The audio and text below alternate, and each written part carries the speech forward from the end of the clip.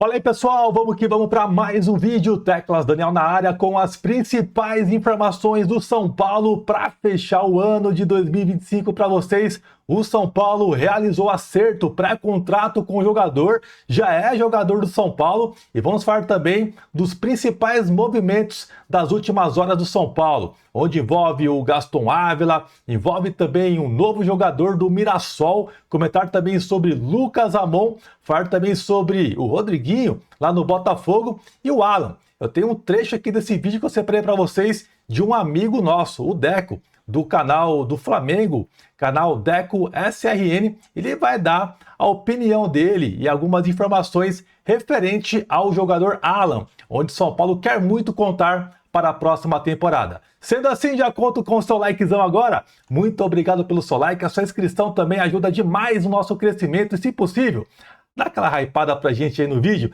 ajuda demais o nosso trabalho. Estou trazendo para vocês hoje um convidado super especial aqui para vocês ouvirem um pouquinho o que ele tem a dizer sobre o Alan, jogador do Flamengo que São Paulo quer muito. E para começar, já vou soltar logo o vídeo do Decão aí que vai falar sobre o Alan. Se liga aí e a gente já volta com o mercado da bola insano do Tricolor. Se liga aí. Fala, meu amigo Teclas Daniel. Falar sobre o Alan, provável reforço do São Paulo Futebol Clube. O Alan, um primeiro volante de ofício, um jogador que é um facilitador de jogadas, podemos dizer assim. Apesar do torcedor do Flamengo não morrer de amores por ele, fez uma ótima temporada com o Atlético Mineiro, né?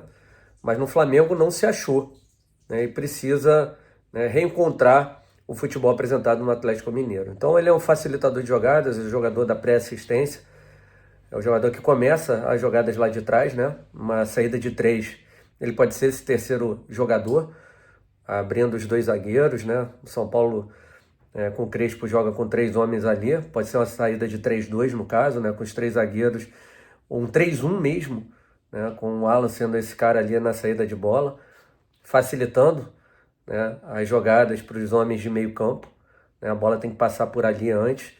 Então é isso, são as características do Alan, né, não é um jogador de muitos gols, assistências, sim de pré-assistências, de facilitar com que um jogador mais à frente do São Paulo, né, enfim, digamos um Lucas, ou um outro jogador de qualidade técnica ali do São Paulo, possa ter facilidade para jogar.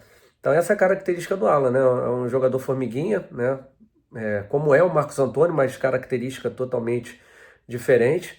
O Marcos Antônio é um jogador que pisa muito bem dentro da grande área, é um jogador de boa finalização. O Alan já não é isso. O Alan é um jogador que joga ali como um primeiro volante. Até lembro quando ele chegou ao Flamengo, fiz uma pergunta a ele, qual a posição que ele preferiria jogar. Ele fala que joga em qualquer função, mas a função dele de ofício é primeiro homem de meio campo, tá? Jogador que cobre bem as laterais, rápido, mas no Flamengo não se achou. Não quer dizer que não sirva para o São Paulo, só para vocês entenderem. Até se algum torcedor do Flamengo olhar meu vídeo vai falar, porra, o Deco tá falando que ele é cracaço de bola. Não, ele é muito bom jogador. Só que no Flamengo não se achou, isso acontece, né? E talvez ele precise de um novo recomeço, e esse recomeço pode ser no São Paulo Futebol Clube. Beleza? Abraço.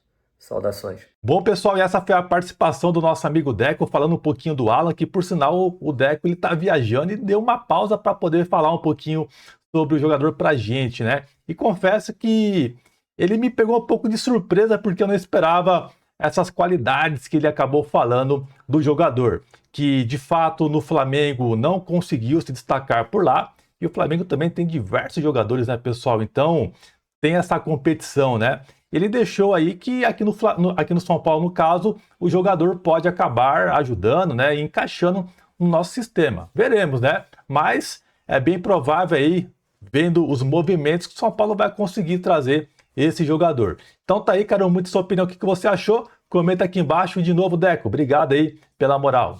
E partiu então o mercado da bola, e começando pelo argentino Gaston Ávila, o zagueiro canhoto que o São Paulo quer muito contar para 2026, onde ele atuou pelo Fortaleza nesta temporada aqui no Brasil, mas ele pertence ao Ajax. O São Paulo havia enviado uma proposta para o Ajax para emprestar o atleta para o São Paulo, com algumas cláusulas de opção de compra, mas não andou muito bem. E ontem o São Paulo enviou uma contraproposta para contar com o jogador para a próxima temporada. E agora aguarda mais uma vez o aval do time do Ajax da Holanda. O São Paulo possui uma boa relação com o Ajax, já enviou alguns jogadores para eles lá, né? Jogadores meio de Cotia e tal, que deram sucesso, deram o retorno financeiro para eles, esportivo também.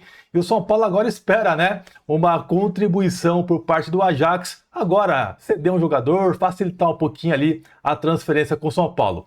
Por parte da diretoria, o São Paulo sempre teve entusiasmo e empolgação em encontrar com o jogador e agora aguarda a resposta do Ajax. Internamente, o São Paulo possui uma confiança que vai dar certo. E aí, será que dessa vez vai? Vamos aguardar. Qualquer detalhe eu retorno com vocês em frente a esse assunto.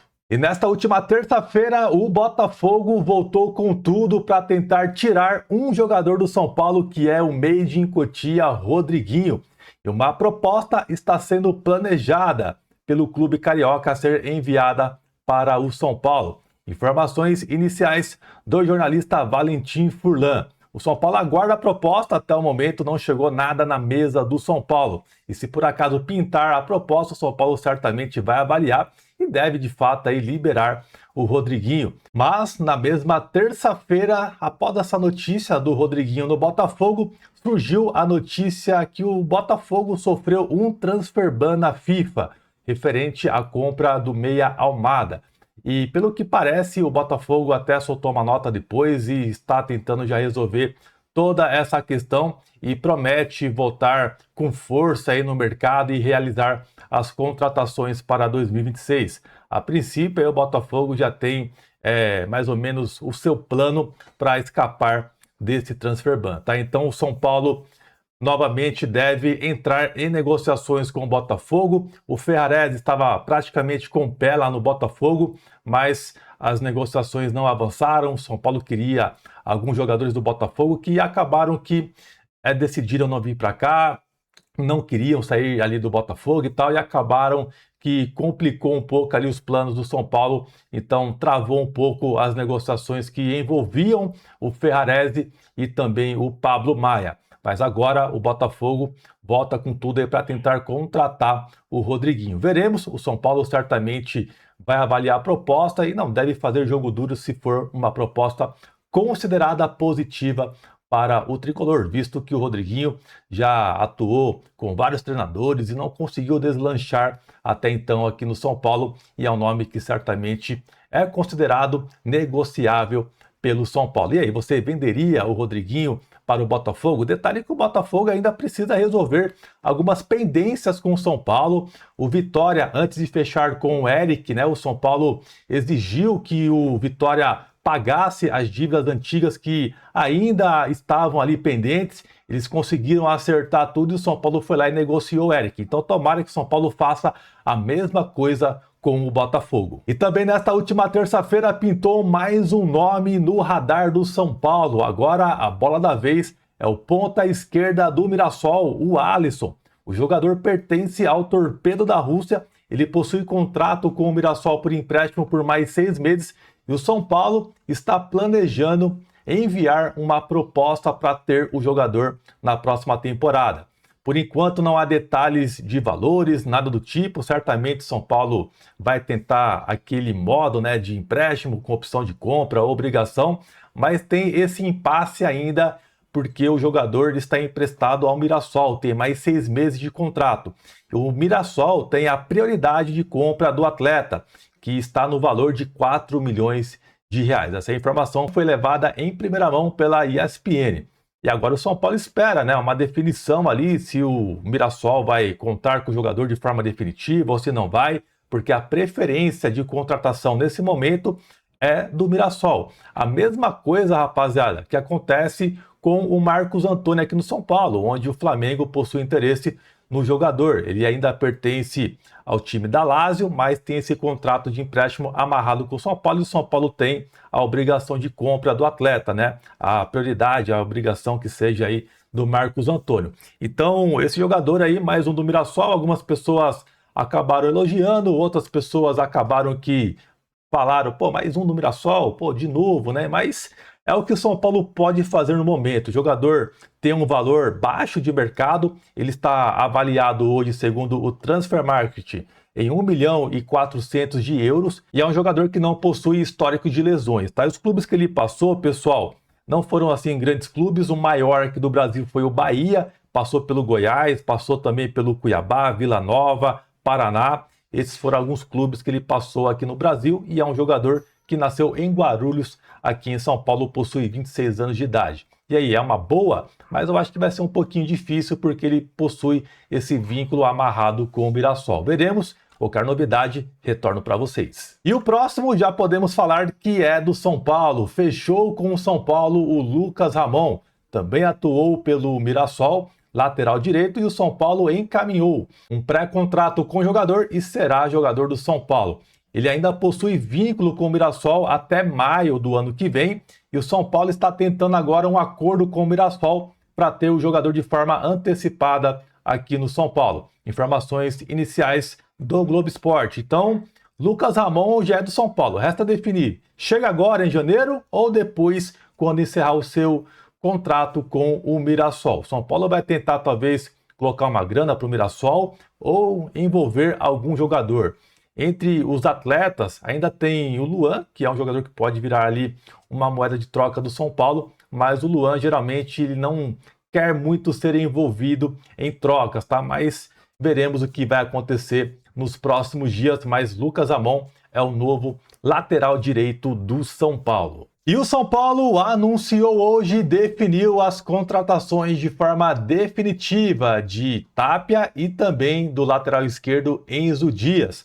O São Paulo até publicou uma nota lá no seu site oficial com todos os detalhes da negociação envolvendo o Galopo, tá, pessoal? Se você quiser ler, eu deixo à disposição aqui para vocês a tela, né, do site do São Paulo, mas só para resumir, o Enzo Dias, o São Paulo ficou com 60% do jogador, o contrato dele vai até o final de 2028. Já o Tapia, o São Paulo também fica com 60% do atleta e o contrato um pouquinho mais longo, até o final de 2029 com o Gonzalo Tapia. E o Galopo, ele foi cedido para o River Plate, onde o São Paulo ficará com 50% do jogador e o restante aí com o River Plate. O São Paulo diz que a aquisição aí de 60% dos dois jogadores teve o valor equivalente aos 50% que envolveu do Galopo ao River Plate. E não houve outro qualquer valor envolvido, não foi colocado nada de dinheiro, foi somente troca